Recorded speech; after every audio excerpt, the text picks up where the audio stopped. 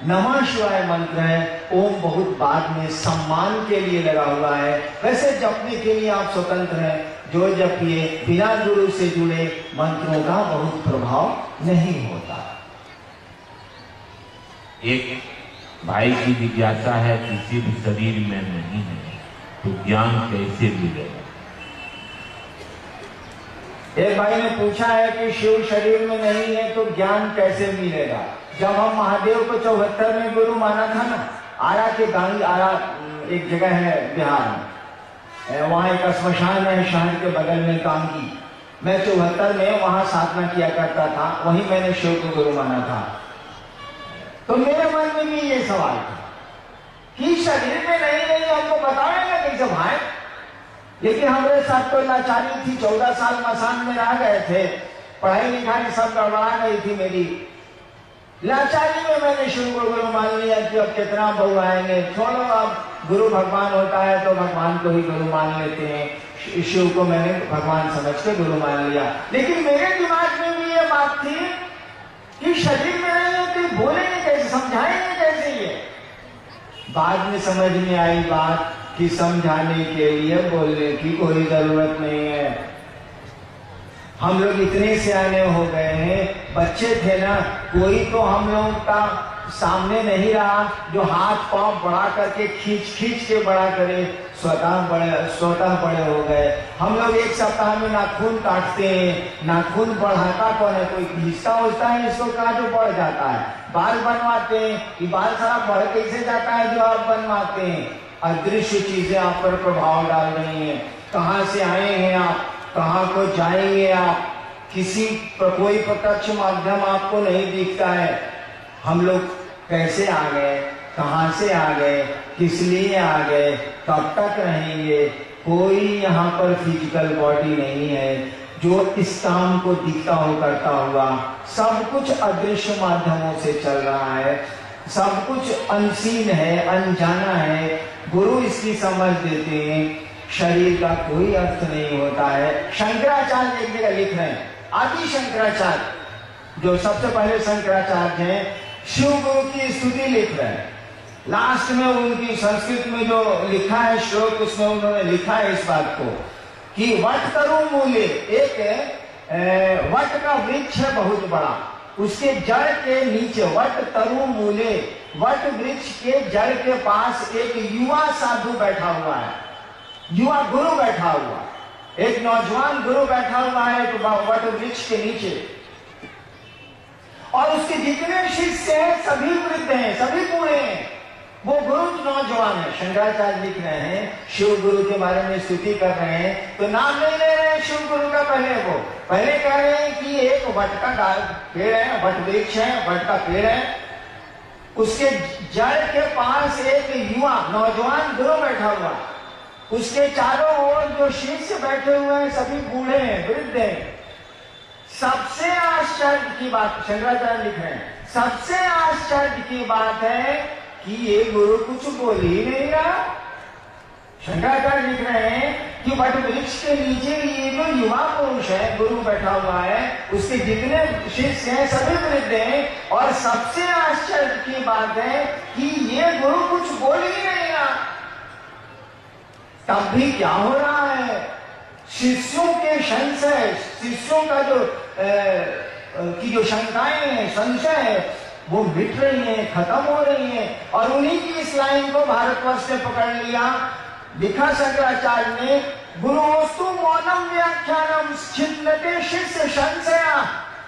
शंकराचार्य ने लिखा, गुरुस्तु मौनम व्याख्यानम, गुरु कुछ बोलते नहीं है, गुरुस्तु मौनम व्याख्यानम, ऐसी बोली जिसमें आवाज नहीं है। गुरुस्तु मौनम व्याख्यानम छिन्नते शिष्य संशया, शिष्यों के संशय, शिष्यों की शंकाएं पल प्रतिपल खत्म हो रही हैं। तब शंकराचार्य कहते हैं, ऐसे शिव गुरु को प्रणाम है, ऐसे दक्षिणामूर्ति शिव को प्रणाम है। मैंने बता रहे हैं कि वट वृक्ष के नीचे युवा गुरु है, उसके सारे शिष्य बूढ़े हैं, और सबसे आश्चर्य की बात है कि गुरु कुछ बोलता ही नहीं है। तब भी शिष्यों के संशय पल प्रतिपल छिन्न हो रहे हैं, खत्म हो रहे हैं। और यही लाइन भारतवर्ष की गुरु परंपरा में चली, गुरु अस्तु मौनम व्याख्यानम छिन्नते शेष संशया। गुरु को बोलने की कोई जरूरत नहीं है, उनका तो मौन व्याख्यान, ऐसा व्याख्यान जिसमें आवाज नहीं होती है, शिष्य के संशय को दूर करता है। मेरे मन में भी ये शंका थी, लेकिन 8 वर्षों तक इसी शंका के चलते मैंने किसी को नहीं कहा कि मैंने शिव को गुरु माना है, आप भी मानिए, चुप रह गया मैं। 8 वर्षों के बाद मुझको लगा कि अरे तो गुरु है, सब कुछ समझा देता है ये। मुझको नमः शिवाय भी भाई मालिक से मिला, चमत्कार सीखने गया था, वो भी मैंने सीख लिया, कोई बताने वाला नहीं, तब भी चमत्कार होने लगे। इसीलिए ऐसा नहीं है कि जो दिखता है वही आपको ज्ञान दे सकता है, जो नहीं दिखता, गुरु तो एक भाव है, पिता एक भाव है, जो दिखता है वही ज्ञान दे सकता है, जो नहीं दिखता है उसने भी दिखने वाले को किसी न किसी दिन ज्ञान दिया है। आदमी जब गुरु हो गया है, पहली बात सोचिए तो कोई आदमी गुरु हुआ होगा तो कहां से सीखा होगा? ईश्वर ने ही उसको सिखाया होगा। और इसीलिए वेदों के बारे में कहा जाता है ये ईश्वर की वाणी है। वेदों के बारे में कहा जाता है ना, ये ईश्वर की वाणी है। पहला आदमी जो धरती पर आया होगा और उसको जो ज्ञान आया होगा, कहां से ससुरा पढ़ा होगा, कहां से किताबें मिली होंगी उसको, वो पहला आदमी था, उसको सिखाया कौन होगा? अरे ईश्वर ही सबको सिखाता है, परमात्मा ही सबको सिखाता है, वही हमको आपको इस धरती पर ले आया है और उसी की इच्छा से हम आप धीरे धीरे इस धरती से जाते भी हैं, वापस भी हो जाते हैं। हमारा आपका यहाँ घर थोड़ी ही है, हम लोग तो घूमने आए हैं, यात्रा पर आए हैं। आज है कल नहीं रहेंगे, कल है परसों नहीं रहेंगे। हमारी आपकी यात्रा का कौन ठिकाना? एक भाई की जिज्ञासा है कि शिव शिष्यों पर खान पान आदि की वर्जनाएं क्यों नहीं लगाई जाती है, जबकि अन्य पंथों में ऐसा होता है। एक भाई ने पूछा है कि शिव शिष्यों पर खान पान की वर्जना क्यों नहीं लगाई जाती है? माने हुआ कि मत खाइए, मत खाइए, खाइए, मत करिए। देखिए भाई, गुरु शिष्य की परंपरा में कानून गुरु का चलेगा, चेला वाला का नहीं चलता। किसी को गुरु बनाइएगा तो नियम कानून उसका चलेगा कि हमारा आपका चले, नहीं चले। हम लोगों ने शिव को गुरु बनाया तो कानून उनका चलेगा, हमारा आपका थोड़े चले। उस जगत के गुरु हैं, जगत में भिन्न भिन्न प्रवृत्ति और प्रकृति के लोग हैं कि नहीं है? एक आदमी के अंगूठे का निशान संसार में आज तक दूसरा नहीं मिला, किसी के अंगूठे का निशान संसार में एक नहीं है। तो भिन्न भिन्न प्रवृत्तियां हैं, कोई कुछ चाहता है, कोई कुछ खाता है, कोई कुछ करता है, कोई कुछ सोचता है। भिन्न भिन्न प्रवृत्तियां हैं और भिन्न भिन्न प्रकृतियां भी हैं, स्वभाव भी भिन्न भिन्न है, चाहते भी भिन्न भिन्न लोग हैं, सोचते भी भिन्न भिन्न तरह के लोग हैं और स्वभाव भी भिन्न भिन्न है। अंगूठे का निशान एक नहीं हुआ तो बाकी चीजें अब क्या एक होंगी? वो जगत का गुरु है और ये संसार उसी शिव का है। भले हमारा आपका महादेव नहीं हो, शिव के तो हम सभी हैं, हमारा आपका महादेव हो या नहीं हो। हमारी तो बीवी है, हमारे बच्चे हैं, हमारा परिवार है, हमारा पैसा है, हमारा घर है। महादेव को तो इसी के लिए खोजे जाते हैं। महादेव के तो सभी हैं, उस शिव के तो सभी हैं, उस खुदा की खुदाई तो पूरी की पूरी है, वही है सब कुछ, तो उसके तो सभी हैं। वही जगत का गुरु है, वही गुरु भी है, वही जगत का पिता भी है, वही जगत की माँ भी है, सब कुछ वही है।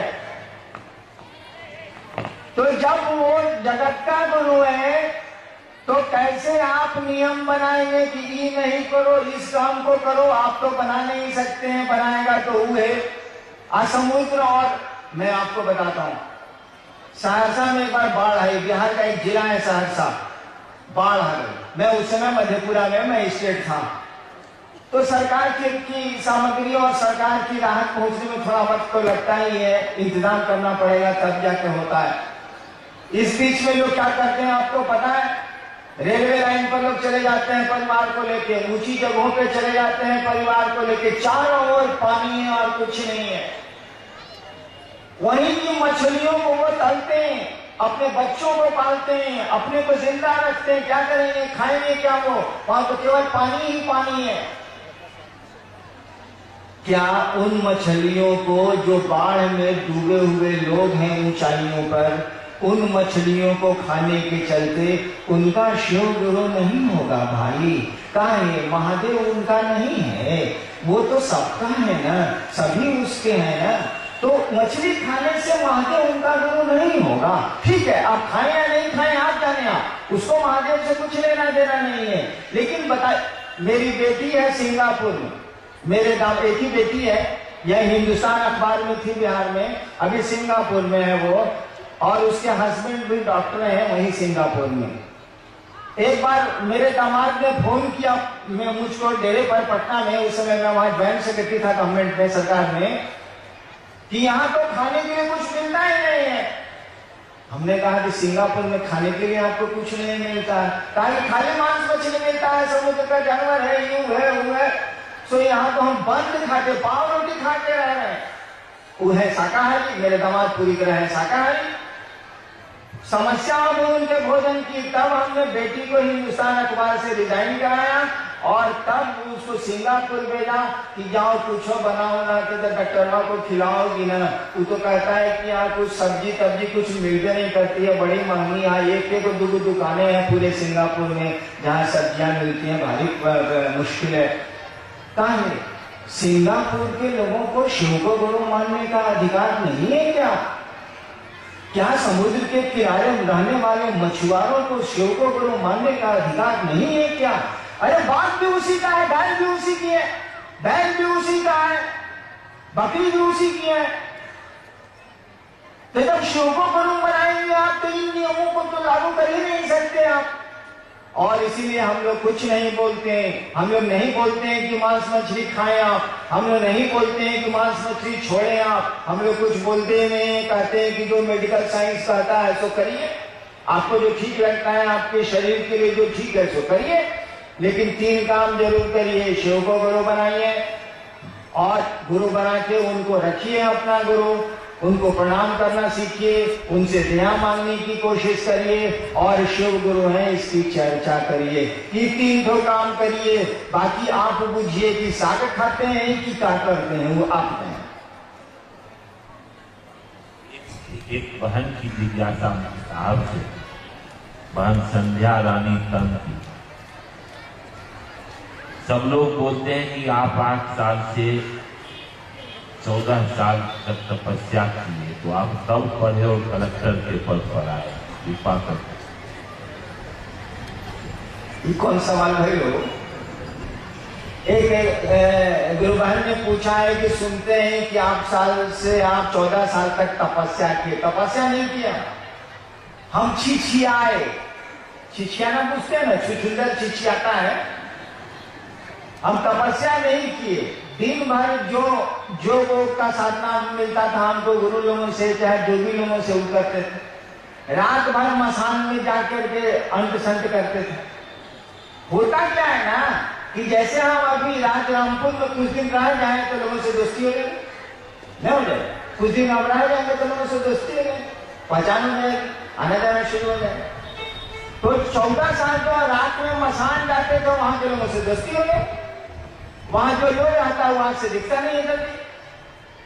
असम है बड़ा अच्छा, ये हमको उतना बुझाता नहीं था, बचपन से थे। तो वहां के लोगों से दोस्ती हो गई। दिन में योग की साधना मैं करता था। हाँ, ये बात सही है कि मैं पढ़ता नहीं। बाप मेरे अफसर थे, कू हम पर कहते थे। मेरा एक छोटा भाई DIG है अभी राजस्थान में, वो पढ़ाकू था। मेरी 2 सिस्टर है, सब पढ़ाकू अफसर है सब। हम थे एकदम भोचू, पढ़ने लिखने से कोई मतलब नहीं, मार झगड़ा ये वो, कभी किसी को पीट देना, कभी किसी। रात भर मसान में रहिएगा तो करिएगा का, रात भर जगे हुए हैं आप मसान में तो भले झगड़ा नहीं कीजिएगा तो करिए दीजिए। 14 साल के बाद हमको लगा कि साला हम फंस गए, गलत जगह में फंस गए हम साला। जिन लोगों से हमारी दोस्ती हुई थी वो महादेव के रूप में हमसे मिलने आता था। हम इस खुशफहमी में थे कि चलो बड़ा मजा है कि महादेव के लोग मिल रहे हैं हमसे मसान में। साला एक दिन वो निकल गया प्रेत। लाख हम आपसे भाषण दे दें, आप हमारे साथ 2 साल रहिएगा तो नहीं पूछिएगा कि साला बोलता कुछ है करता कुछ है, बुझे? तो हम भी कुछ दिन में पूछ गए कि साला दिखता कुछ है करता कुछ है, साला प्रेत है, महादेव कहने का आदमी नहीं है साला। हमको बड़ा दुख हुआ कि पढ़ाई भी गई, बाप माई का जो तिरस्कार है वो भी बर्दाश्त किया, पढ़ते लिखते नहीं थे। तब मेरे दिमाग में आया कि गुरु भगवान होता है तो भगवान गुरु काहे नहीं है।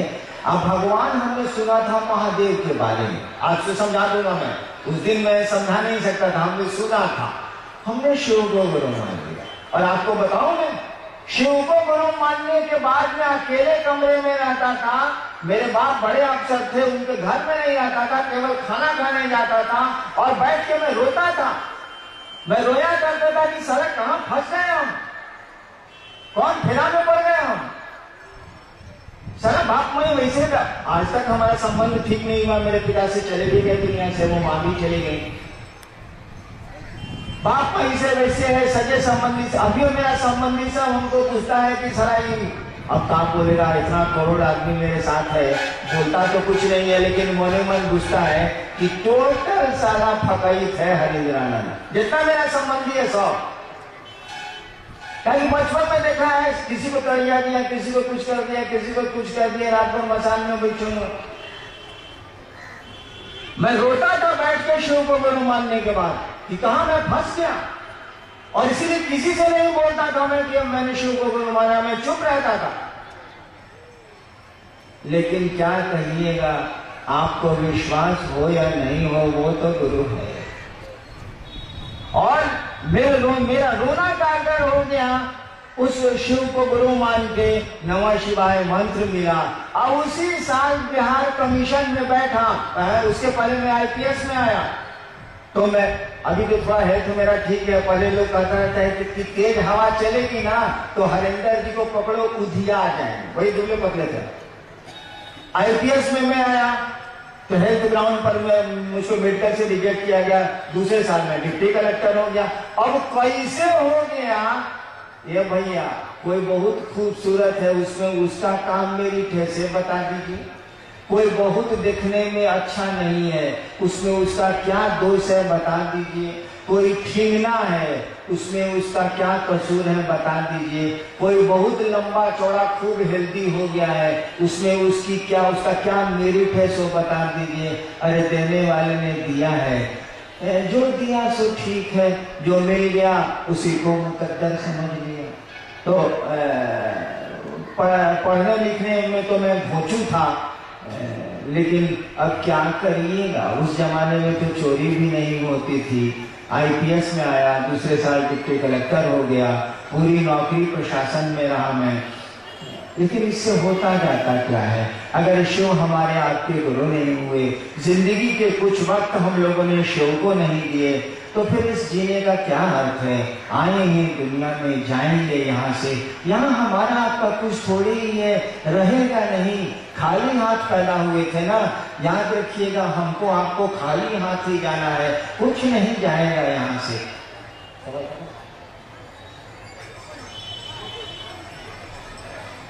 सुंदरगढ़ जिले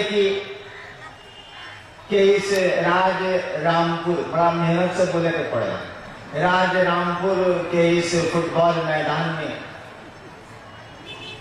मैं तो पहली बार आया और आपके दर्शन का सौभाग्य मुझको मिला, गुरु चर्चा करने का सौभाग्य मुझको मिला।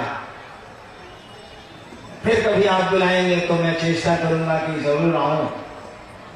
आप अभी बैठे, आप बताएं नहीं, फिर मुझको मौका मिलेगा तो मैं जरूर चेष्टा करूंगा कि आपके दर्शन करूं, आपके इलाके में आऊं।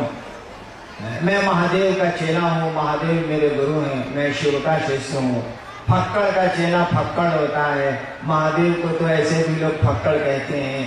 देने के लिए मेरे पास कुछ नहीं है, फिर भी आपको दिक्कतें हुई, आपको असुविधाएं हुई, आप हमारे इस महादेव के महोत्सव में आए।